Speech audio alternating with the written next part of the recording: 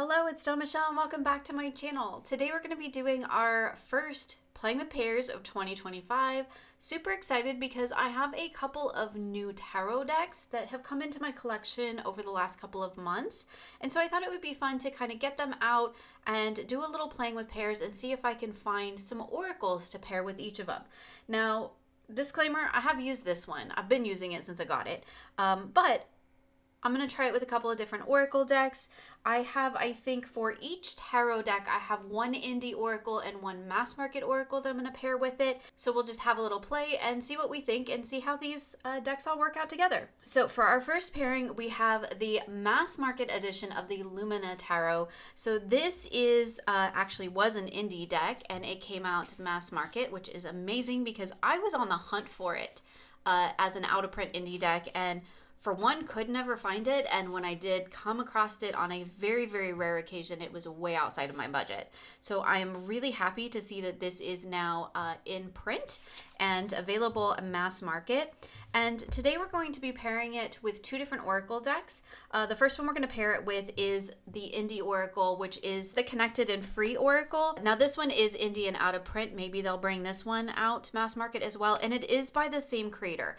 And so it feels like, you know, that's just a natural pairing, although I don't often like to pair tarot and oracle by the same creator because I like to usually have some contrast to balance things out on my table. But this particular pairing works really well and I've been using it. So like this is the one I've been using, but we're also going to give it a go with the Amenti oracle. So let's do these two together because this is the pairing that I've actually been working with, and then we'll play with the Amenti here. So we're going to do our usual 3-card setup, which is just in general how I work with my decks. A lot of the time, if I'm doing a 3-card reading, it is usually oracle in the center with the tarot on either side. But it also works really great for this playing with pairs because it gives us an opportunity to see the cards as they would look in a reading. So here we have spiritual suffering between the 6 of Pentacles and the 5 of Pentacles. That's really interesting. Obviously, from an aesthetic point of view, like these decks are amazing together because they are by the same creator. They have the same style artwork. They work beautiful energetically. They're very cohesive. And I really like the connected and free for pulling in that sort of focal point into the reading. It has a succinct keyword in the center, and I think that's really great for creating that focal point. So here we have embrace between the Ace of Pentacles and the Ace of Swords. Interesting. Embrace between two aces. That's all about potential and opportunity. I love that. We have healing between the Wheel of Fortune and the Emperor. I really enjoy these decks together. I am currently using these decks as my sort of work-related decks. So when I have questions or want to do readings around my work, these are the two decks that I'm currently using for that process, and they work beautifully together. I really enjoy the energy. I enjoy the messaging. And again, like I said, the connected and free works beautifully as a focal point.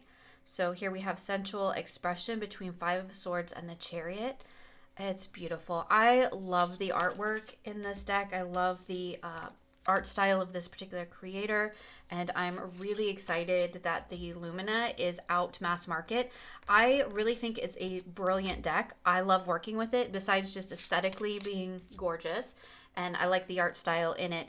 It is one that I feel like is a really smart deck, and I really enjoy working with it. I really enjoy the messages that I get with it, and it works really well for me for work-related readings. It has that kind of like soul work kind of energy in it for me personally. So we'll do this one last. Soul knowing between the World and the Queen of Wands. Beautiful. Okay, let's pair it with our mass market oracle now. So now I'm going to try it with the Amenti in the center because I feel like the Amenti is very compatible with the connected and free. It has a similar kind of energy. The art styles are pretty compatible as well.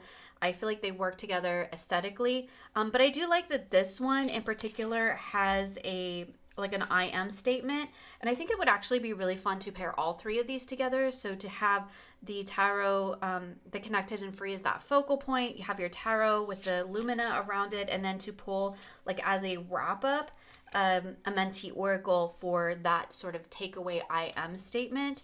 I feel like that would work really well together. I might give that a play myself just to see. Aesthetically, I think they work beautifully, but energetically, that's really what I'm also looking at. So this one says, I give offerings that are genuine between the Knight of Swords and the Moon. Interesting. So making sure that what we are putting out there is like authentic truth for us. Like it's not something that's like hidden or obscured in some way, right? Tying in that sort of shadowy moon energy. I think that they work really well together. Like y'all know, borders, I go back and forth. Sometimes I think they're great. Sometimes I chop them off. It's a mood thing, and it's also an aesthetic thing, and it depends on the deck. For these two particular decks, I think the white border works really well for it. I think it creates some beautiful space, some beautiful breathing room around all of the cards, and really allows you to kind of sink into each one individually, but then also to bring them together into one reading. I love this Eight of Cups cards. It's one of my favorites. So this one says, I care for the earth between Justice and the Eight of Cups. Interesting. Get kind of justice-y energy out of this card too. Maybe this is like a leaving behind those things that aren't helping you, care for the earth, care for the global good, right? I spread joy, Seven of Pentacles, Two of Wands. Yeah, I think these work really well together. So let's jump into our next little pairing. Here I have the Avasomnia. I hope I'm saying that correctly. Tarot deck. It's a beautiful deck. I've really been enjoying playing with it and getting to know it. Full disclosure, this one was sent to me for review, so I'm happy to share it with you here today, and we're going to do a little playing with pairs with it. It is a gorgeous deck. I love the illustrations, and we're going to pair that with an Indie Oracle deck. This is the Memento Mori. I only have a small selection of the cards out here. This is a large deck, and I have expansion packs in mine, so it's very large. So I just pulled out a selection of them, but definitely a favorite in my collection. And then I also want to pair it with the Modern Nirvana. This is a deck that I really love. I tend to use it a lot with the Tarot de Carlotides, but I thought like it felt really like it would fit with the Avasomnia as well, and I'm excited to give this one a try too.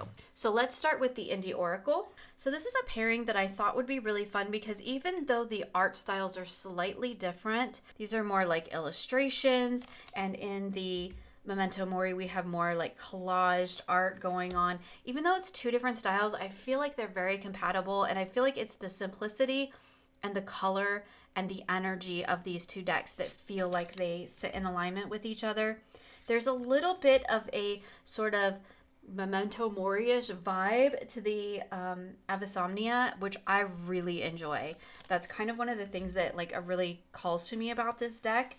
It kind of has a little bit of a, not shadow, but a little bit of like an edge to it, and I really like that because it's very aesthetically beautiful, and it's like, it feels in a way like really pristine. These illustrations are gorgeous. They're perfect little illustrations, but there's like this hint beneath it of like, there's a little hint of darkness, which I really enjoy. It like kind of like a almost a little bit gothy type of like vibe to it. And it really shines when you pull it with the Memento Mori, I think. And that's one of the things when I was looking at the pairings that kind of wanted to like exaggerate that. And I think it's like the skulls. There's a lot of skulls. There's a lot of like silhouetted figures in here. And I think it works really well, the Memento Mori, to kind of pull that out of it even more. So here we have Horseshoe between the Five of Pentacles and the Page of Pentacles. If you're unfamiliar with the Memento Mori, it is actually a Lenormand and Oracle deck in one. So the full Lenormand is in there, so you could use it as a Lenormand as well. But it also has Oracle cards. And of course, like I've mentioned, I have expansion packs in mine, so it's quite large. And I definitely use it more as an Oracle. I've used it as a Lenormand a few times, but I prefer it as an Oracle. I think this is one of the expansion cards. So we have Spirit Board between the Hanged Man and the Ten of Pentacles. Really interesting. I feel like there's really a lot of cohesiveness between the designs in terms of like shapes and even colors, which I really enjoy. And I just kind of love how the Memento Mori just kind of pulls that sort of gothic layer out of decks. Like it does a really good job of that. And if you have a deck that you like, it has a little bit of like that kind of goth, a little darker edge to it, pairing the Memento Mori with it just kind of like takes it up a notch, and I really, really enjoy that. I think this is a really fun one. I would like to play with this one a little bit more because again, I feel like it pulls that energy in beautifully. But the one I've actually been playing with is the mass market one. So again, this is the Modern Nirvana Oracle, and this is one of my favorite oracle decks. I really love just the succinct keywords. The guidebook for this little deck is amazing. It's one of the few oracles that I pretty consistently get into the guidebook just to see the messages in there as well. I don't need it, and that's always a thing, right? And I've broken record on my channel. I don't want to have to be reliant on a guidebook, but I want it to be useful when I want it. And this one that's definitely the case for this deck. So here we have Ecstasy between the Six of Wands and the Wheel of Fortune. I love that. I feel like this oracle deck, it's a little bit more detailed in its illustrations. And so I think it serves a little bit more as a focal point, which works really well. And that tends to be how I like to use my oracles anyway. So I feel like in addition to like just the aesthetics of it being compatible, I feel like energetically it's compatible as well. But I like that it creates like a very distinct focal point on my table. So here we have Breath between the Queen of Swords and the Page of Swords. Interesting. Like, say what you need to say, but like don't be super spontaneous about it. Like, take your time, figure out what you want to say first. I love that. Like, take a breath. Transcendence between the Three of Cups and the Hermit. Oh, that's beautiful. I love that. I really, really enjoy these decks together.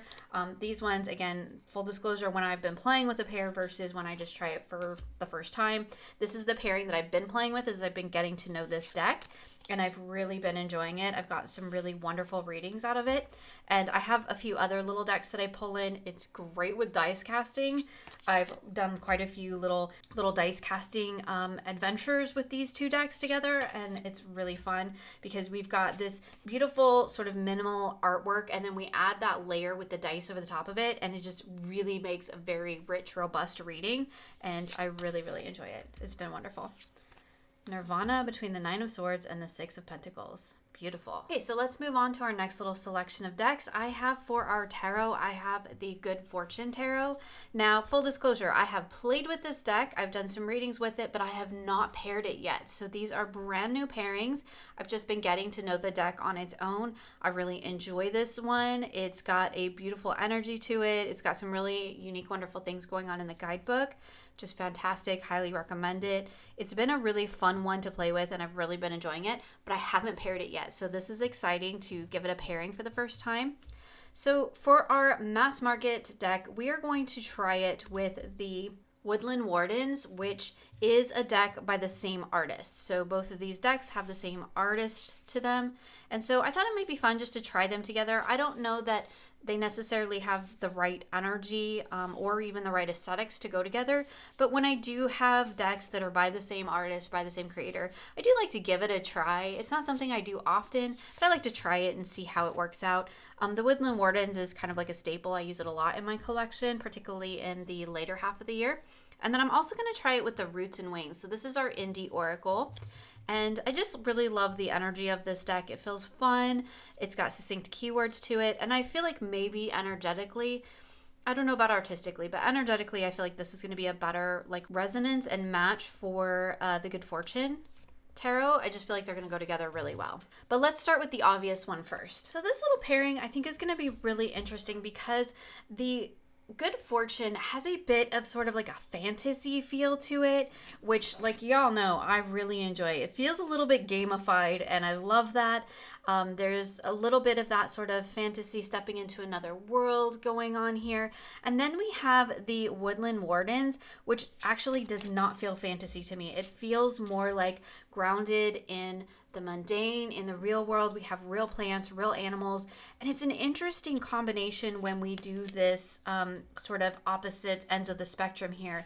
And I really enjoy that because if I were using this as a focal point, this is like how to concrete into what's going on, like how to root into it. So we have Horse and Bluebell with Modest Fortitude. So that's like the mundane, that's the everyday, that's the here and now, what you need to root into. And then we're looking at how can we expand that in a fantasy sense, in a gamified sense, in a like taking it outside of the norm and taking it into the magical. And we have that with the Good Fortune, with the Page of Pentacles and the King of Pentacles here.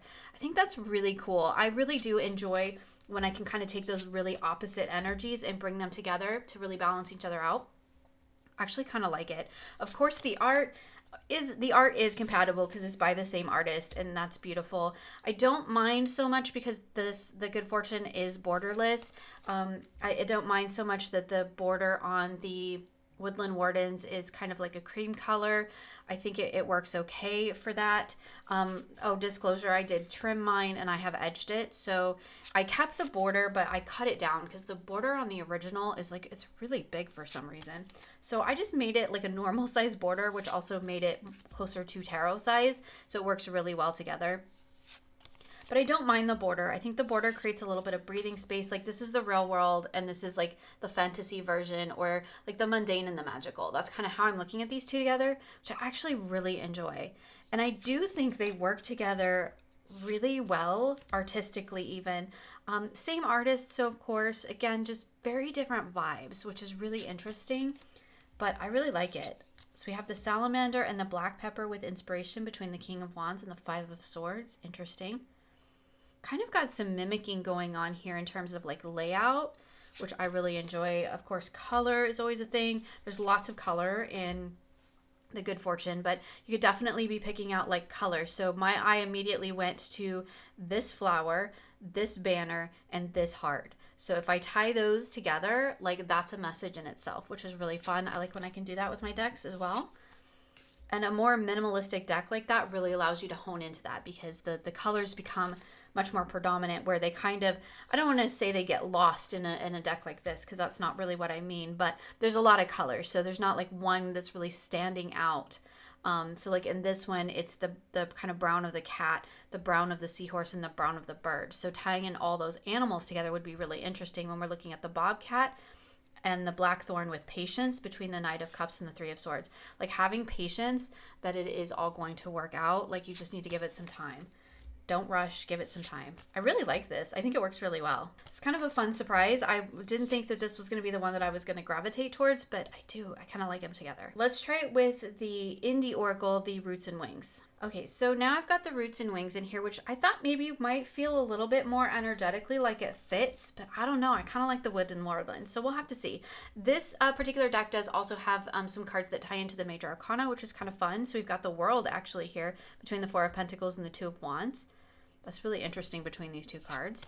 Let's just see what we think kind of like aesthetically to start with. I feel like aesthetically, they actually maybe don't go together as well as the Woodland Wardens does. And that's surprising to me, because I really thought just on first glance that these were going to be the better match from just an aesthetic standpoint. Because I was worried that the kind of creaminess and then kind of more muted, toned down illustration and coloring in the Woodland Wardens would kind of like tamp down the reading and the energy, but it really didn't. I actually really like it together. I think it worked beautifully. And I was really thinking the Roots and Wings was going to be where it's at, but as I'm looking at it now, I think aesthetically the others are a better match. Energetically, let's look at energetically. What do we think? So we have Release between the Six of Swords and the Six of Cups. Ooh, I like that. That works. Like messaging wise, I think that definitely works. And energetically, I think they're probably pretty compatible. Manifestations with the Eight of Cups and the Queen of Wands. I don't mind it. I don't mind it. What do you all think? I think I definitely like it with the Wood and Wardens best.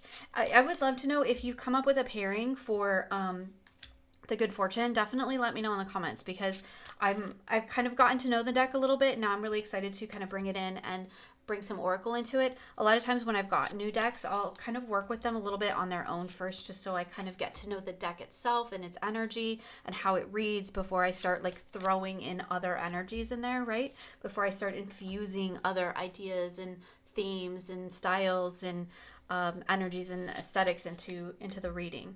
So I've kind of done that process with it, and now I'm ready to start pairing with oracles. This one's fun, but I really like the other one better. But if you've got some suggestions, definitely let me know. So our next little pairing adventure is the one that I am the most unsure about. Here I have the Moon Oracle, the World of Warcraft Tarot, and the Dreamscape Oracle?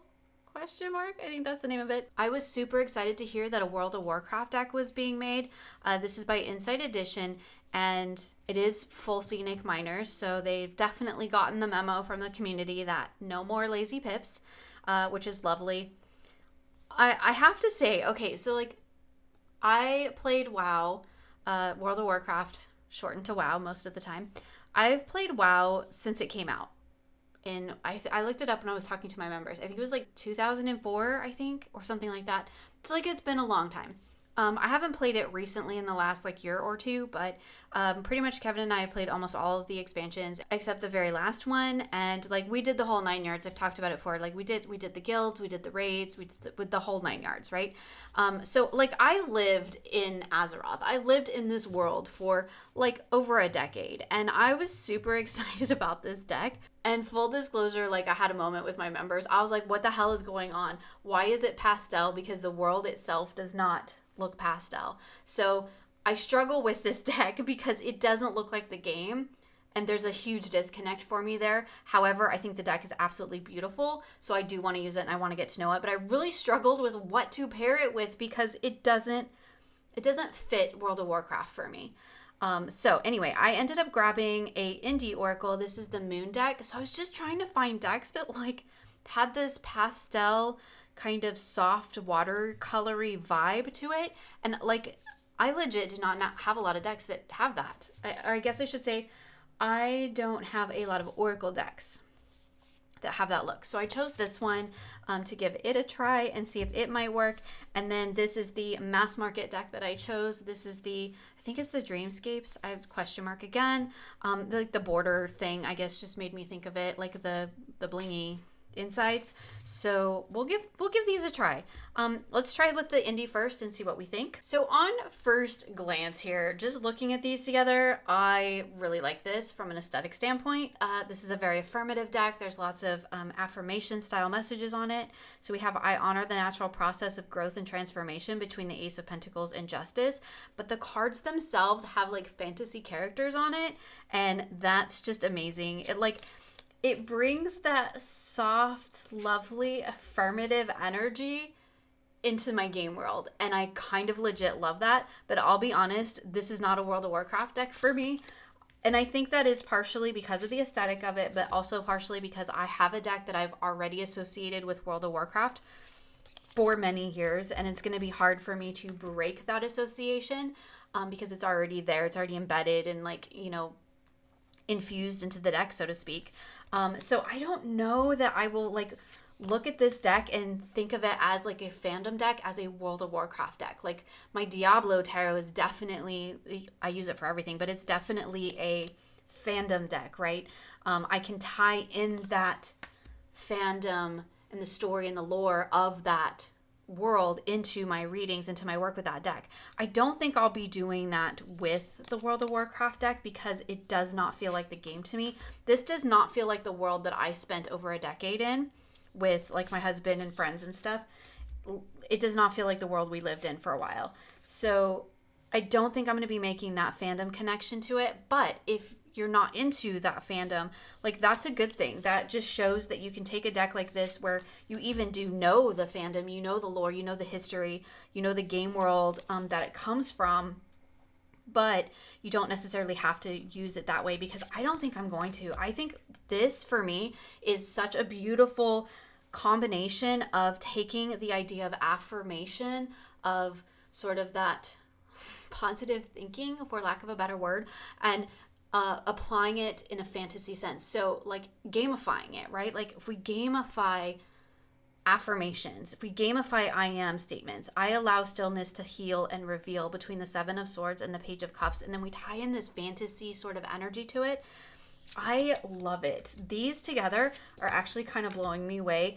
This to me feels like what I would use as a self-care reading deck. And in fact, I might just hold them out for the month to play with that, because I feel like these two together are going to make excellent self-care readings. So like if I'm looking at what do I need to focus on in a self-care perspective, so we're looking at collaboration brings more sweetness into my life and into the world between the Knight of Wands and the Page of Swords. That's beautiful. I really like these two together. But again, doesn't feel like a World of Warcraft deck to me, which is fine. I love it. I think it's absolutely gorgeous. I think that the art is beautiful. I think it's beautifully done. The production quality is great on it. And I really, really am enjoying flipping through it and getting to know it. I haven't done any readings with it yet though, so I was looking to see what I wanted to pair it with. And I think this is an absolutely beautiful combo to use for self-care readings. So when I let others shine, I shine too. Between the Ace of Wands and the Ace of Swords, I love when the two aces come up. That's amazing. Okay, but let's try it with the Mass Market Oracle now. Okay, so here I have the Mass Market Oracle in the center, and I thought, again, this one might be a good one because it's kind of balances a little bit the energy of the World of Warcraft. Like, it's compatible in terms of the artwork and the art style. I think they do look beautiful together, but one of the things that I do like about it is it kind of creates like an even more succinct focal point. So we have like the Architect between the Magician and the King of Swords. I mean, again, kind of like some of the other pairings that we looked at, these might be cool as a trio. I don't think it quite as aesthetically fits as the Moon deck did, but that one just kind of like, do you know when you're flipping through cards and you're like working with pairings and like just the pairing just like hits you, it just hits you right as like, yeah, this is a thing. I can get on board with this. I see where this is going. I see what it wants to be, what it wants to do in my collection. That immediately hit with the Moon deck. I feel like this is going to be my new self-care. Not this. This with the Moon deck is going to be my new self-care little combo for a while. But I do like these two together. I think they're beautiful. I like the, I'm not usually into the bling, but I do kind of like the little pops of bling on it. I think they're tastefully done in both decks. So here we have Tiger between the Eight of Cups and the Eight of Pentacles. Interesting. I mean, clearly I probably didn't shuffle the World of Warcraft deck very well because I really haven't used it much. I just kind of looked through it a little bit, looked through it with my members as I normally do when I get new decks. So here we have the Gift between the Four of Pentacles and the Chariot. Interesting. I do think they look beautiful together. This deck I sometimes struggle with though because sometimes the keyword is like just really not enough. Like even the keyword in the art is just not enough for me. Like I'll be honest, sometimes it leaves me a little bit lacking, and so I do have to like kind of get into the guidebook and kind of go searching for some sort of meaning. It's not always the case, but sometimes that happens with this deck. It could be more of a reflection of time and place for me than it is actually the deck, so like always take that with a grain of salt. Death Mother between Strength and the Devil. I mean, that's beautiful. I do really like these together too, but I think the other pairing is where it's at for me. So the last little selection of decks I have focuses around this deck here, which is the Rhythm and Soul Tarot, I do believe. This is an indie deck. I waited a really long time, like a lot of us did, waited a really long time for this deck to come. It is beautiful. It is all based around music. I bought this specifically to be my Bard deck, so when I'm playing characters that are bards, which happens quite often, this is the deck that I want to use when I'm playing with them in game or when I'm doing work around that character. And so I think this is going to be a fun one. There's one character in particular that I'm planning on using this deck with, and it was just, I was waiting for it to come in so that I could play with it, but I haven't yet, so I haven't paired it at all. I grabbed the Oracle deck by the same creator because I feel like, you know, again, we just got to try it, right? This is the Southern Gothic Oracle, and there is a few expansions for this too that I also have in here, but by the same creator, and I just had to try them together and see how they worked. I do have, I think I have all this creator's decks. This is one of those creators that I collect. I just absolutely adore their work, and I'm really excited to try this one, even though, like a broken record, pairing decks by the same creator doesn't usually work for me, but we're going to try it. And then our Mass Market Oracle that I have here is the Urban Crow, because I just kind of felt like it might fit in a little bit. It's kind of like, this is like a little bit country and this is a little bit city. I just thought that might be an interesting sort of combo to play with. So we'll give this one a try. Let's start with the obvious one first though. So right off the bat, when I pulled these two decks out together and I had them sitting on my table, I was a little bit concerned about the sort of parchment-y border on the Oracle deck versus the kind of cream colored border on the tarot, and I was afraid that they might kind of compete with each other in a way that like would drive my aesthetic brain crazy, but I don't hate it, and I think it actually it's okay. It's not my favorite. I really wish they would have been the same color, but I don't think it detracts from the reading in any way, so like I'm okay with it. But like, full transparency, I was a bit concerned when I threw them down on the table together because I was like, I don't know if those are going to go together. So here we have Nest of Wasps with Teamwork and Order. Again, love an oracle with keywords because then I can go, this is teamwork and this is order, and my brain likes that and that makes it really happy. Okay, so we have, if we're doing it that way, we have Teamwork with the Knight of Roots and Order with the Eight of Jazz. Interesting. Interesting. I like that. Obviously, the suits have been renamed in the Rhythm and Soul Tarot. I hope that's the name of it. I think it is. Again, aesthetically, like, they're beautiful because it's the same creator. The energy is similar. It's very compatible. I really like that. We have Vanity set here with self-awareness and clarity. So self-awareness with the 3 of blues. This is an amazing, amazing image. I love it. And then clarity with the King of Jazz. How beautiful is that? I really like the messages that are coming through. I think that they work really well together. The Bayou with the 7 of Axes and the 2 of Blues. I like that. It's a beautiful deck. I'm really excited to play with this one. Again, I got it for like a particular reason and for a particular type of work and practice. So I'll be curious to see how it actually works in that respect. So I haven't actually done it yet, because that character that I bought it to play with is on hold until Lisa and I finish up our current game, and then we're going to be starting a role play game with that character. So I'm really excited. I'll be using this deck, I think, in game, unless something changes between now and then. But this is beautiful. Oh, the Papa. That's what my kids call Kevin's dad. He's Papa, with the alligator and the Fool. And silence with Papa and introspection with the Fool. That's interesting. That's interesting. Okay, these are beautiful together. I mean, they totally work, right? They totally work. I feel like the botanical one would work really well too, but I just pulled out the one, because there are some botanicals in this one as well. Yeah, okay, so let's try it with the Urban Crow. So these are 2 very different kind of art styles in terms of like what we've got going on. The Urban Crow is a little bit like collage-y, but it's like collage-y that's kind of been like repainted. I really don't know the process. Like I'm not saying that as a as a art critique on the deck, because I do not know this creator's process. But it's just what it looks like at first glance to me. And I kind of like that. It's kind of like collage-y. It's kind of like it feels like city, where the Rhythm and Soul feels like country, so it feels like those things coming together. Let's look at like distance between soul and death. I mean, that's kind of interesting. I like it. And I really do like the keywords, and I like the kind of like the imagery and the messaging that I get out of the Urban Crow. I think it's one of my favorite decks by this creator. I feel like it works really well. It was, I think, an indie deck. This is the mass market edition of it. So it's, easy to get a hold of. Also, like, it's got a Tucker card, so, I'm a sucker. Here we have distraction between the 4 of Blues and the 7 of Roots. Interesting. I actually really like these together. I think they work really well. Again, it brings a sort of different kind of energy to the table. It brings a different aesthetic, but also a different kind of vibe, right? Because pairing it with the Southern Gothic feels like we're sitting in this kind of Southern energy, this kind of country-ish, for lack of a better word, more rural type of energy. And then the Urban Crow feels like it brings it into the city. So it's kind of like a blend of those 2 things, which is interesting. This deck also like reminds me like where my husband grew up, and like we spent quite a few years living there, and it reminds me of the area, and it kind of feels like it has like a familiar feel to it, but like now we live like more in the city, kind of like the outskirts of the city, but still more in the city, definitely more in the city than when we lived in the Midwest. But it just kind of feels like the blend, like on a personal level, a blend of those 2 worlds kind of coming together, and it's kind of cool. I kind of like it. So anticipation between the 4 of Axes and the Preacher. I kind of love that the Hierophant is the Preacher. I think that's kind of amazing. Yeah, I do. I kind of like these. I would have to play with them a little bit more, but I really like the keywords. I feel like the keywords are tying in really well to the energy of the cards.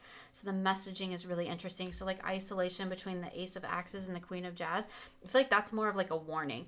I feel like a lot of the Urban Crow is a warning, and that's interesting. I don't know if that's just me. Anybody else who has it and has used it, like, let me know if you get that sort of messaging from it.